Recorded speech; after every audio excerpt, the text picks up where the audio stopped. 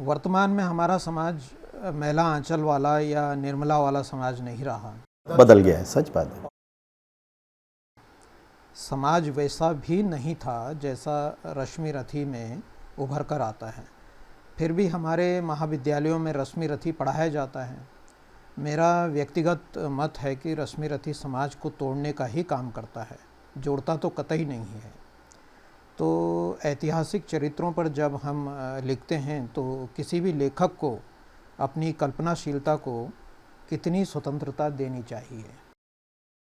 नहीं, लेखक को अपनी कल्पनाशीलता को कितनी स्वतंत्रता देना, ये प्रश्न दरअसल व्यक्तिगत है। उसको आप और हम बातचीत करेंगे भी, और हम मान लो कोई आदर्श रखना भी चाहें समाज के सामने कि भाई ऐसा होना चाहिए, तो समाज उसको मानेगा क्या? विशेष करके साहित्य समाज के संदर्भ में हम जब बात कर रहे हैं, क्या होता है कि वैचारिक आधार पर अपनी बात को स्थापित करने के लिए लोग कुचक्र भी रचते हैं, और उस कुचक्र को वो षड्यंत्र मानने को तैयार भी नहीं होते। यानी मैं कई बार एक उदाहरण देता हूँ कि आचार्य चतुर्सेन के प्रति हम सब लोगों के मन में बहुत श्रद्धा भाव है, उनके साहित्य को बहुत अच्छा मानते हैं, हम लोग पढ़ते भी हैं। आचार्य चतुर्सेन ने ऐतिहासिक कथानकों पर पर्याप्त लेखन किया। मुझे लगता है कि सोमनाथ के विध्वंस को लेकर के सर्वाधिक ख्याति और प्रामाणिक ग्रंथ के रूप में अगर किसी ग्रंथ को मान्यता मिली तो वो जय सोमनाथ को मिली। लेकिन साहित्य जगत की एकमात्र विभीषिका उस उपन्यास के साथ ये रही कि पूरा उपन्यास लिख देने के बाद आचार्य चतुर्सेन ने अपनी पुस्तक के अंत में लेखकीय लिखा। आप हम सब साहित्य के विद्यार्थी हैं, आप कल्पना करके देखिए कि आज तक हमने साहित्य की कोई ऐसी पुस्तक देखी है क्या जिसमें लेखकीय पहले पृष्ठ पर न हो? प्रस्तावना या लेखकीय प्रतिवेदन जिसको हम कहते हैं, मन की बात कहते हैं, अपनी बात कहते हैं, वो सब शुरुआत में लिखा जाता है। वो आचार्य चतुर्सेन ने जय सोमनाथ के बाद में लिखा, और दुर्भाग्य की बात ये रही कि वो भी बाद में धीरे धीरे कमर्शियल प्रकाशकों ने जब उसको छापा तो वो लेखकीय निवेदन गायब हो गया। क्या नुकसान हुआ उससे? वो अंत में ये लिखते हैं कि ये जो पूरा कथानक है, दरअसल ये कथानक पूरी तरह से काल्पनिक है। जैसे फिल्मों में डिस्क्लेमर दिखाया जाता है कि इसका वास्तविक पात्रों से कोई संबंध नहीं है। उस कथानक के माध्यम से आचार्य चतुर्सेन ने यह सिद्ध किया कि हिंदू समाज ने एक जगह भी एक बार भी प्रतिकार नहीं किया। मुगल आक्रांता आए, आकर के उनको तो खुला मैदान सौंप दिया था, लोग भाग गए। पूजा पाठ करने के लिए तो भीड़ इकट्ठी हो जाती थी, लेकिन अपने शिव को अकेला छोड़ करके भाग गए। मूर्ति के टुकड़े टुकड़े कर दिए गए, मस्जिद की सीढ़ियों में उसको चुन दिया गया, वगैरह वगैरह। अब ये सब बातें उस डिस्क्लेमर के हट जाने से आचार्य चतुर्सेन का लेखकीय प्रतिवेदन गायब हो गया बाद में। और जिस पुस्तक को स्वयं आचार्य चतुर्सेन ने कहा था कि ये कल्पना का पुलिंदा है, उसको हमने ऐतिहासिक साक्ष्य बना दिया। रोमिला थापर छाप पीढ़ी जो बाद में आई, उन्होंने जय सोमनाथ का रेफरेंस देना शुरू कर दिया। आप मुझे बताइए, भारतीय समाज की बात करते हुए यदि आप तथ्य प्रमाण की बात करेंगे तो आप गोदान को रेफरेंस मानेंगे क्या? गोदान एक काल्पनिक कथा है भाई, प्रेमाश्रम एक काल्पनिक कथा है, एक रचनाकार की कल्पना से उपजी हुई कथा है। हाँ, उस समय के समाज में ऐसे कुछ पात्र हो सकते हैं, ऐसी कोई मानसिकता हो सकती है, ये हम मानते हैं। लेकिन वो सब कोई ऐसा पात्र जीवित रूप में कभी रहा क्या भारतीय समाज में? तो नहीं रहा।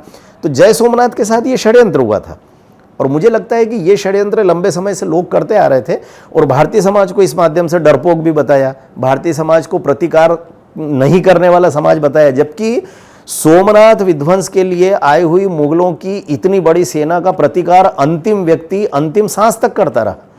हजारों लोग कट गए, मर गए, महिलाएं, बच्चे, वहां के पुजारी, उस मंदिर के प्रति श्रद्धा रखने वाला पूरा हिंदू समाज कटा मरा, और आप कहते हो कुछ नहीं किया, सब छोड़ छोड़ करके भाग गए। तो ये जो दुर्भावनापूर्ण साहित्य रचा जाता है, मुझे लगता है कि इससे बाज आना चाहिए। वो मैं तो ऐसे कई किताबें देखता हूँ, मैं कई बार कृष्णा सोप्ती को भी पढ़ा है, खुशवंत सिंह को पढ़ा है, कमलेश्वर को पढ़ा है, और कितने पाकिस्तान वगैरह। आप देखिए, तमस भीष्म साहनी का इतना प्रसिद्ध भारतीय समाज ने जिसको सर आंखों पर बैठाया, क्या वो सच है? देश का विभाजन देखने वाली पंजाब की उस बुजुर्ग पीढ़ी को हमने अभी अभी तक यूट्यूब पर वीडियो के माध्यम से देखा है। एक सरदार जी रोते रोते बताते हैं कि हमारे यहाँ कुट्टी काटने की मशीन थी, गाय के लिए चारा और कुट्टी काटी जाती थी, जिसमें बहुत तेज धार वाले 3-4 चाकू कसे हुए रहते हैं।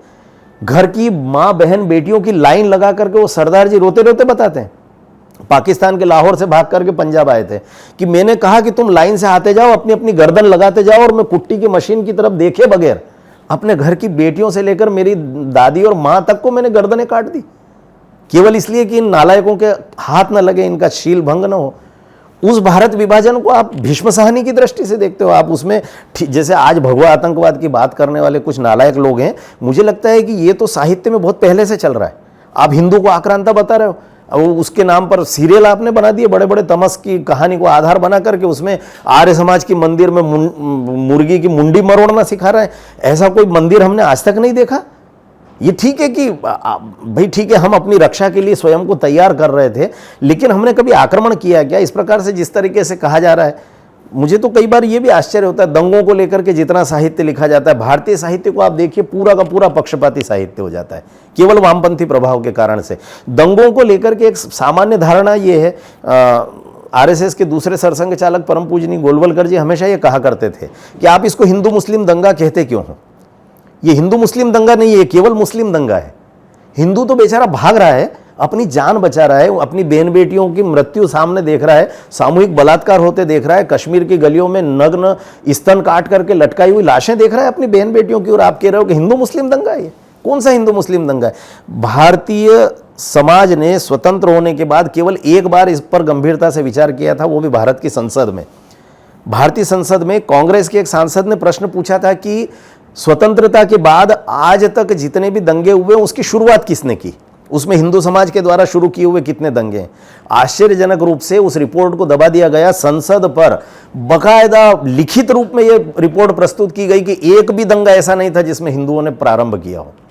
भारत के इतिहास का एक भी दंगा हिंदुओं ने प्रारंभ नहीं किया, और आप हिंदू मुस्लिम दंगे की बात करते रहते हो, हिंदुओं को कट्टरपंथी दिखाने की बात करते हो।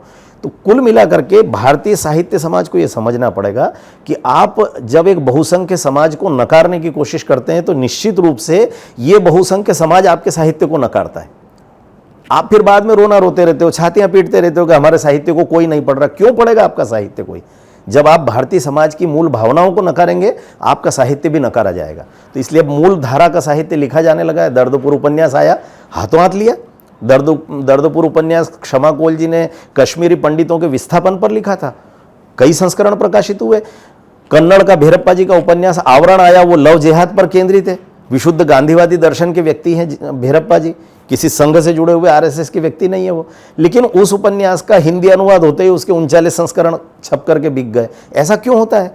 भारतीय समाज को पता है कि हमारे हितकर रूप में लिखा हुआ साहित्य कौन सा है, और इसलिए मैं अपने उत्तर का समापन केवल एक वाक्य से कर रहा हूं कि साहित्य को बहुजन हिताय बहुजन सुखाय नहीं मानना चाहिए। साहित्य सर्वजन हिताय सर्वजन सुखाय होना चाहिए। उसमें सबका सुख और सबका हित समाहित होगा तो ही साहित्य आदर्श होगा। ऐसा मेरा व्यक्तिगत मत है।